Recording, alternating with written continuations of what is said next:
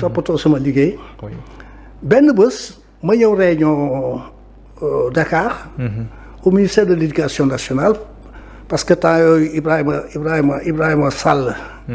qui était ministre de l'éducation nationale moo nekkoon aussi secrétaire général de Macky 2012. waaw parce que Ibrahima Sall moo njëkk nekk ministre de l'éducation. bu Macky Sall c'est vrai. ñu réunion bureau ba pare may ñibbi Kaolack dem jusqu'à hauteur de Mbour. Marème Marème Faye que je connais très bien je connais sa maman. que je salue très bien. oui alors Marème ma ne ma tonton uyul sama jëkkër. elle m'a respecté beaucoup. dëgg la uyul sama jëkkër daal di ma jox Macky. Macky ne ma alors président ça va na nga def ma ne ko maa ngi fii président ça va très mais président comment tu vas ma ne ko mais yow du ma président yow yaay président. mu ne non président nga yow itam ma ne ko président de quoi. mu ne du conseil d'administration de la SLR ma ne ah non je ne suis pas au courant mu ne ah bon on ne t'a pas dit diw waxu la ko ma ne non diw waxu la ko ma ne mu ne bon d'accord je vais te revenir. coupé bi mu coupé ñooñu mu wax. ku si nekk gaawantu woo ma. ne ma oui effectivement j'avais pris le truc de t'informer et cetera et cetera. ma ne bon d'accord c'est pas grave après mu waat ma avant may yegg kaw la. ne ma alors ça y est ils t'ont confirmé ma ne waaw mu ne voilà kon nag yow itam président nga. oui alors ñu dawal bi ma dikkee jël fonction. mu woo ma bureau ne ma nag j'ai placé mon mandat sous le signe de l'habitat. Je veux réaliser au Sénégal des choses extraordinaires ci habitat. duñ wax chaque Sénégalais un toit mais au moins chaque famille un toit. Et je compte bien sur vous. Je pense qu'il n'a pas été déçu pour ni mu fiy jógee. lii moo ma indi SNHLM. pendant 12 ans. pendant 12 ans. loolu yombul de sans arrêt. waaw loolu yombul et sans faute. waaw. yombut c'est parce que c'est sans faute. du faute amoon du ma ko am. sans faute. alors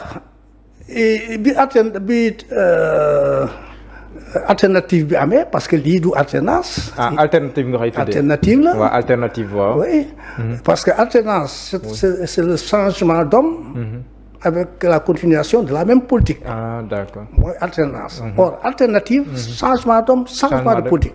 d'accord je considère que mes jeunes frères révolutionnaires. ils ont réalisé une alternative. voilà. d'accord léegi 2012 ba 2024. waay ndax xalaatoon nga que 2024 ba après 2024 dina fekk nga nekk président du conseil d'administration. non aucunement. d'ailleurs doo demee son bureau di nga xam ne kii. oui kii demoon na ba pare. parce que même su Macky gagné woon. waaw. pas Macky mais son candidat Amadou Ba. oui. j'allais partir. j'avais réglé la question avec Macky.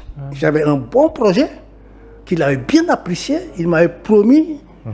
de financer ce projet donc pour man dama yàkkamti woon mu jeex ba financer ba ma dem defi son projet.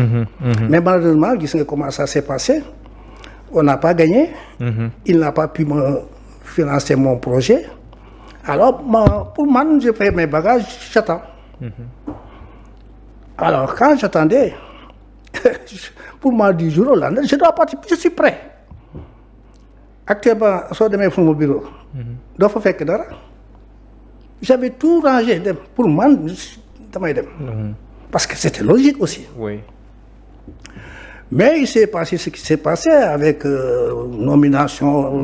mais balaa ñu ñëw si nomination bi yow pare woon nga pour dem. ah oui. bi président Bassirou Diomaye Faye faloo premier ministre mu teg ko fi Ousmane Sonko ndax yow won nga leen ne que bëgg nga dem am da nga toog rek di leen dégg. waxuma ak ñoom tam waxuñoo ak man. mais entre révolutionnaires. oui. on ne demande pas la permission. tu as compris. ils m'ont pas demandé permission pour faire de moi ceci ou cela. pour bàyyi la fa. j'ai appris que quand tu m'as fait cette première nomination qui a échoué j'ai appris que eux même quand ils me dégommaient ils pouvaient pas mettre un visage si poste bi xamuñu woon ne maa ne si poste bi. ah xamuñu woon ne yow yaay. PCA SNHLM. non ñoom xam nañ ma politiquement. waaw. mais xamuñ woon ne man. pour ñoom beneen Moustapha Fall la. waaw xam nga Moustapha Fall doo si yokkul ceeb boo si yokkul ceeb bi waaw. du sotti. c'est vrai. voilà moo tax nga indaal sa Che Guevara bi noonu. pince bi voilà. voilà alors kon ñoom parce que Moustapha Fall dañoo bare. waaw te loolu nekk à l'état civil surtout. te suma nom. oui à l'état civil du loolu. ah. suma nom à l'état civil du loolu. nin may woowee à l'état civil ak nin may woowee si politique bi du benn. oui donc mais j'ai appris aussi que. biñ si defee seen xaw see xëccoo noonu. waaw. mujj gi am na ku si wax ne mais au fait kan moo fa ne d'ailleurs. ñu ne leen Moustapha Fall Thié yokk si Thié ñu ne ah bon. paraît-il que ils ont dit que ah non donc on a trouvé la solution il faut le laisser là-bas il le mérite il n'a jamais attaqué Pastef. Il nous a jamais attaqué, nous aussi on l'a jamais attaqué. Donc c'est un allié naturel.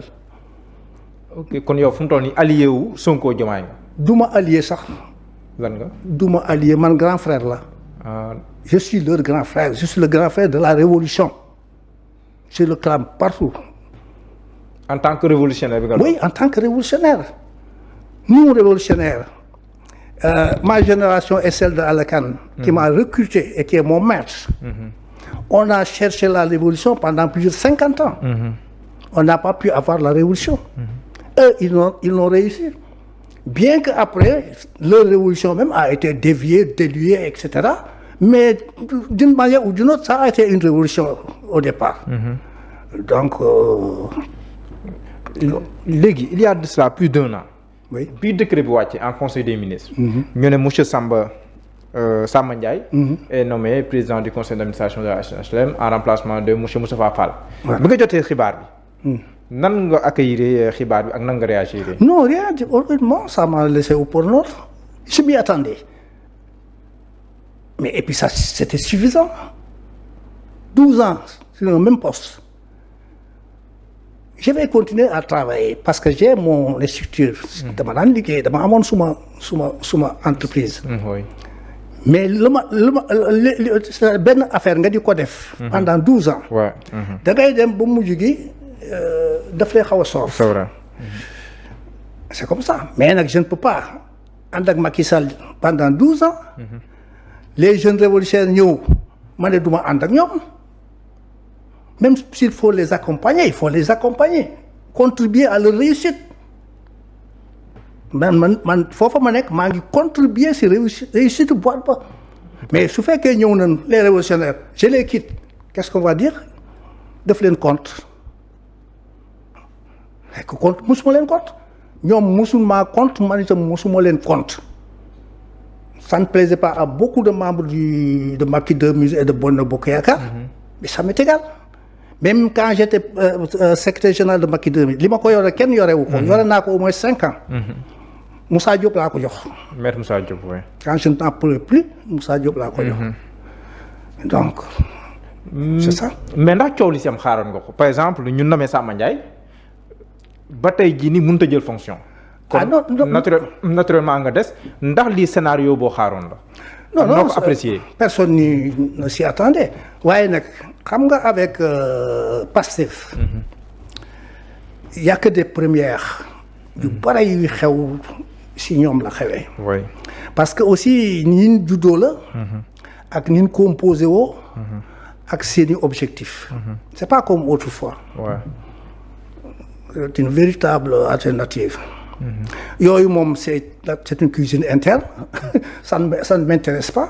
parce que je ne suis pas concerné. oui. man fee laa toog jàpp suma jaambur ñoom ñu def seen def après ils ont trouvé à moi la solution et je pense que ça les arrange parce que Diomaye était pas contre moi s'il savait que c'était moi encore moins Ousmane Sonko. kon yow yaay le symbole du compromis seen diggante ñoom ñaar par rapport à maa nekk solution bi bu calmer problème boobu tu sais que Samba Ndiaye c'est un cousin direct à moi. ah bon. ah oui direct. tu as parlé de Valdiodio Ndiaye. waaw. nga xam ne suma ndiyaay la. waaw. mais papa Samba Ndiaye la aussi. waaw kooku sa cousin la. fekk papam la. waaw sa cousin la. ma cousin la. kon yéen a bokk Valdiodio. ñoo bokk suñu Valdiodio bokk suñu Saloum mais boobu ba tey maa ngi soog a tudd turam si mbir yooyu. waaw damaa noppi rek man damaa noppi rek. mais qu'il soit nommé depuis près de 2 ans léegi mot 2 ans ba léegi jëlul fonction loolu quand même xawula naka lay comprendre tuuti. ah tu penses que loolu c'est en vigueur ba léegi. bon yow ban information nga ci am. non ça man ni ma ko gisee on a dit que Sonko a refusé de. contresigner. Contresigner kan mënu see refuser ba 2 ans doo refuser rek au bout de quelque temps on annule si on ne peut pas forcer on annule. D'accord. Je pense que c'est ce qui a été fait fi mu nekk du ñu doon def beneen décret la ñuy def. même s'il faut le faire venir il faut faire un autre décret. D'accord léegi yow yaa ngi fa fas yéene toog ba kañ doyen. ah non du fasuma yéene man fasuma yónni alors si demain on me disait. et qu'on va amener un autre. ma ne leen bisimilah. moi j'ai installé 5 directeurs là-bas tout récemment j'ai installé le nouveau DG. c'est vrai Dabo. alors donc ça aw ma si problème c'est-à-dire li may bañ kay. ñu dëkkal ma fu ma dëkkul c'est-à-dire ñu ne dama contre xale yi. dama contre révolutionnaire yi. loolu dinañ si ñëw. te maa ngi proclamer fu nekk ne révolution la. gis nga bi mu Sonko di fi wax ak. dinañ si ñëw sax. bon d'accord c'est noté mais am nañu jàpp ne doyen kat moom il est chanceux.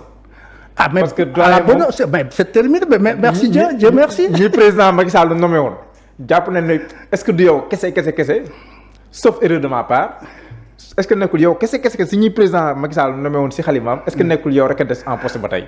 en tout cas si PCA yi moom. man rek a des léegi. xaw ma nag yeneen kii je ne sais pas. mais c'est man ça ne m'étonne pas du ñuy changer. li tax ñuy changer nit ki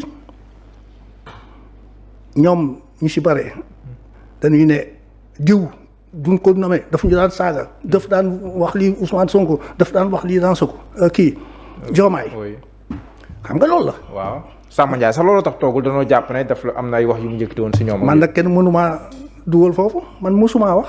pour lan yow mosoo wax dara si ñoom.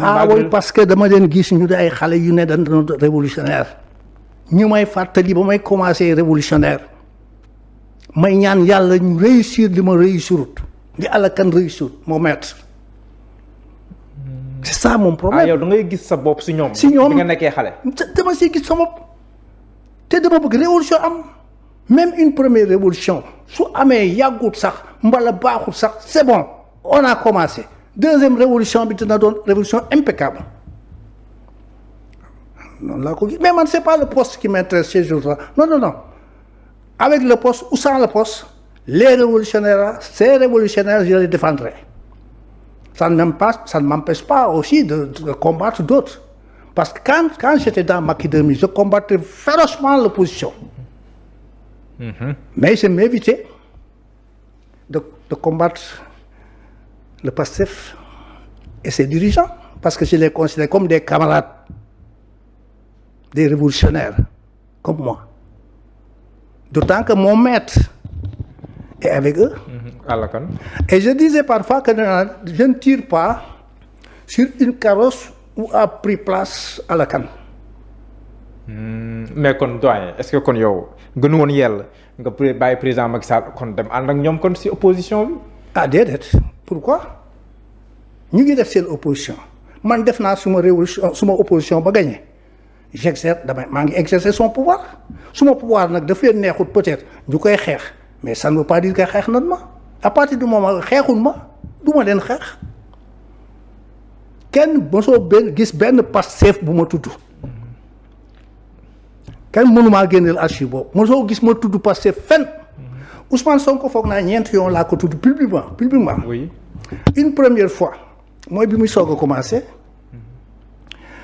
nekk aux impôts et domaines. Oui. Bi mu commencé di gêner gars yi. ñu ne oui il n'a pas le droit de faire la politique c'est un fonctionnaire c'est ça. coow di jóg ma jël parole. ne leen il a le droit de faire la politique sauf dans l'exercice de ses activités professionnelles. Mais en dehors de ça il a le droit de faire la politique ma développé loolu keroog laa njëkk a wax si moom. bi si des. oui mooy bi ñu ko radié. bi ñu ko radié j'ai dit carrément que je suis contre. sa radiation. C'est excessif. Ce jeune-là qui n'a pas fait 20 ans on le raye kooku ku ne baax na baaxut kun ko defoon sa rakk nga mer kun sa defoon sa doom nga mer j'étais contre même tubaab yi daan nañ raje mais mujj gi ba nañ ko day am ay information yu muy joxe yóbbu leen ko Kédougou wala au frigo comme ni nga koy defee yéen. voilà mbala yóbbu ko frigo. troisième fois bi. c'est aussi simple troisième fois bi moom bi mu ne dafay def grève de la faim si laa ko waxee li ma koy wax. nga ne ko mu ba. ah plus que mu ba dama ne ko d'ailleurs maa ngi titre kii bi. taxi bi. plus de lucidité moins de jambarisme. Cette histoire de grève là, de la faim, c'est du jambarisme. Et le révolutionnaire, dans la révolution, le suicide est formellement interdit. Si tu te suicides, quel que soit lu nga doonoon, kenn du la defal honneur. kenn du la defal benn honneur. maanaam révolutionnaire daal da ngay xeex rek. da ngay xeex jusqu'au bout. Le révolutionnaire se consumera dans cette tâche ininterrompue qui ne se termine qu'avec la mort. Mais amul. alors foofu ñaari affaire laa ko wax dama ne ko. suicide du jàmbar baaxut. dem kaso aussi y a rien de positif ci dem kaso. ma ne ko dem kaso au contraire tu te soustrais des rangs des combattants. gis nga dans la clandestinité. ñi daan dem kaso. dañ leen daan mere parce que duñ demee kaso. waaw. dégar ñi na suñu sang. suñ demee kaso ñoom ñu ngay noppal ko ji. parce que la clandestinité la plus noire kaso ko gën a neex. d'accord. alors on disait que nag que ñiy def bu ban jàpp leen danoo bëgg a noppal ko ji moo tax ñuy dem kaso mi ngi mel ni les petits larcins la booy yi stafo yooyu ci marché yi. kooku du nawet bi ñëwee booy yooyu c'est la population des cartons. ñuy fanaan ci cartons yi. ces petits yooyu la. du nawet bi bëggee ñëw dañuy sàcc du tuuti pour ñu tëj leen 2 mois ñun 2 mois wu nawet bi ñu dem sa prison ba nga xam ne taw bi du nekk seen kaw d'accord. c'est aussi valable pour les révolutionnaires. voilà 4e fois bi ngay tudd. mooy bi muy amee histoire ak kii amul histoire sax. mooy waxama Trump dafa saaga Afrique yëpp. d'accord loolu. en tant que bon révolutionnaire et courageux mu dal ci koom. ñuy tergiversé ma ñëw sot. waaw gis naa boobu. damaa gis naa ko léegi doyen léegi yow yaa ngi des ba léegi PCA. SNHLM. ça dépend si kilifa yi. waaw PCA bi si amul solo boobu. nga terew na nelaw daal. amul non aucunement moi c'est mon métier. maa ngi sama structure c'est que c'était un peu ça avait des relations avec ce que je faisais à PCA. xam nga loolu trafic kii lay indi conflit d'intérêt. J'ai fermé la boîte. yu mu nekk du ma libéré rek j'ouvre la boîte et puis c'est tout. D'accord. C'est pas le PCA